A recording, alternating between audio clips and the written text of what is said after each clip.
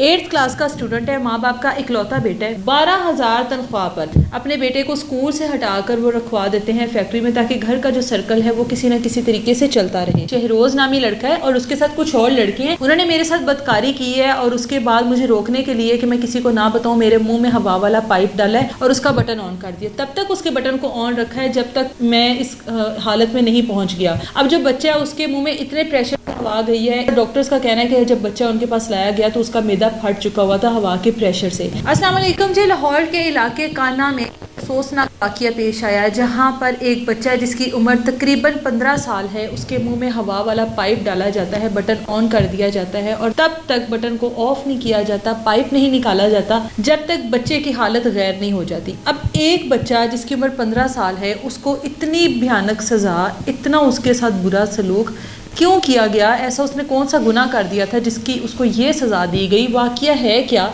Details کی طرف چلتے ہیں. بچے کا جو والد ہے ان کا نام ہے ندیم اقبال. ان کا ایک ہی بیٹا ہے جس کا نام ہے حسن علی. حسن علی کی عمر ہے 15 سال اور یہ 8th کلاس کا اسٹوڈنٹ ہے، ماں باپ کا اکلوتا بیٹا ہے. جو اس کے والد صاحب ہے ندیم صاحب، وہ ایک فیکٹری میں ملازم تھے، لیکن ہارٹ کا ایشو ہوتا ہے، ہارٹ اٹیک ہوتا ہے اور اس کے بعد ملازمت جو ہے وہ چھوڑ دیتے ہیں. اب ظاہر ہے گھر کا سرکل چلانا ہے، گھر کا سرکل چلانے کے لیے کسی نہ کسی کو تو کمانے کے لیے نکلنا ہی تھا. تو ایسا کیا جاتا ہے کہ جو اپنا بیٹا ہے حسن، اس کو اسکول سے ہٹا لیا جاتا ہے جبکہ وہ پڑھ رہا ہوتا ہے. اس کو اسکول سے ہٹا کر اس کو اسی جگہ پر فیکٹری میں ایز اے ورکر رکھوا دیا جاتا ہے جہاں پر وہ خود ملازمت کر رہے تھے. جو تنخواہ وہ خود لے رہے تھے وہ تنخواہ اب ان کا جو بیٹا ہے اس کو دی جاتی. 12,000 تنخواہ پر اپنے بیٹے کو اسکول سے ہٹا کر وہ رکھوا دیتے ہیں فیکٹری میں تاکہ گھر کا جو سرکل ہے وہ کسی نہ کسی طریقے سے چلتا رہے. اب جو اسکول کا بچہ ہے وہ فیکٹری کے لوگوں میں، فیکٹری کے ملازمین میں کس طرح سے ایڈجسٹ ہو سکتا ہے جس نے اسکول کا ماحول دیکھا ہو؟ تو جو حسن علی ہے اس کے لیے بڑا مسئلہ ہو رہا تھا، وہاں پہ ایڈجسٹ ہونے میں بڑی مشکلات ہو رہی تھی. اس کو روز کوئی نہ کوئی مسئلہ ہوتا تھا، اس کو وہاں کے لوگ نہیں پسند آ رہے تھے، وہاں کا ماحول نہیں پسند آ رہا تھا. باپ سے روز کہتا تھا کہ مجھے سمجھ نہیں آ رہی کچھ بھی، لیکن مجبوری تھی باپ کی بھی کہ اس کو کام پر رکھوانا اور اس گھر کا سرکل چلانا جس گھر میں یہ لوگ موجود تھے، 3 لوگ، ماں باپ اور ان کا یہ بیٹا. اب 25 اکتوبر کو فیکٹری سے کال آتی ہے ندیم صاحب کو اور کہا جاتا ہے کہ آپ کے بیٹے کی جو حالت ہے وہ غیر ہے، حالت بہت خراب ہے، تو آپ فیکٹری پہنچیں.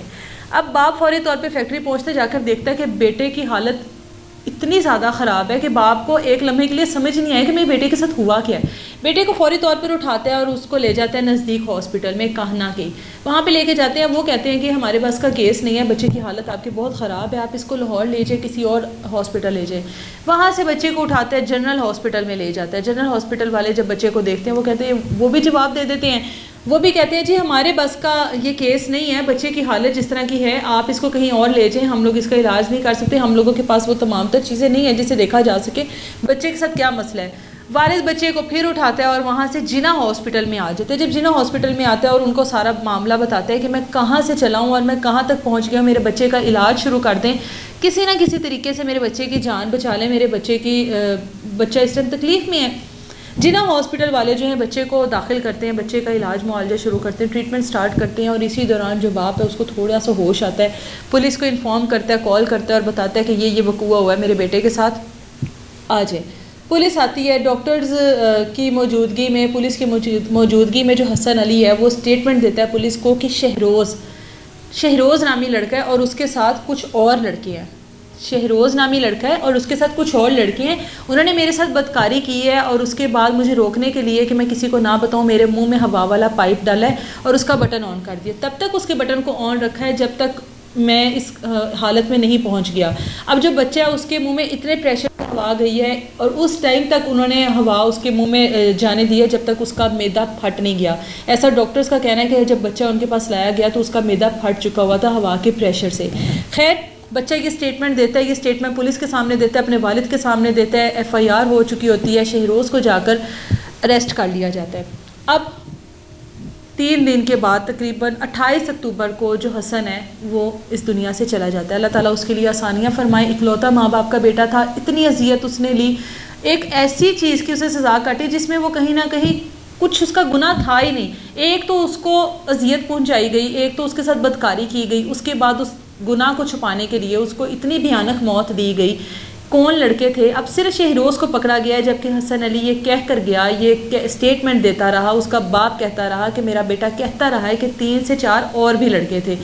ہو سکتا ہے کہ حسن کو ان کے ناموں کا نہ پتہ ہو، لیکن یہ تو پولیس کا کام تھا کہ اس بارے میں تمام تر ڈیٹیلز پتہ کرواتے، وہاں کی CCTV فوٹیج نکلواتے، فیکٹری کو سیل کیا جاتا، فیکٹری کے مالک سے پوچھا جاتا کہ تمہاری فیکٹری میں اتنا بڑا سانحہ ہو گیا، اتنا بڑا کام ہو گیا، تمہیں پتہ ہی نہیں ہے، فیکٹری بھی چل رہی ہے، ملازمین بھی آ رہے ہیں، ورکر اپنا کام بھی کر رہے ہیں، لیکن نہیں رہا. تو حسن علی اس دنیا میں نہیں رہا.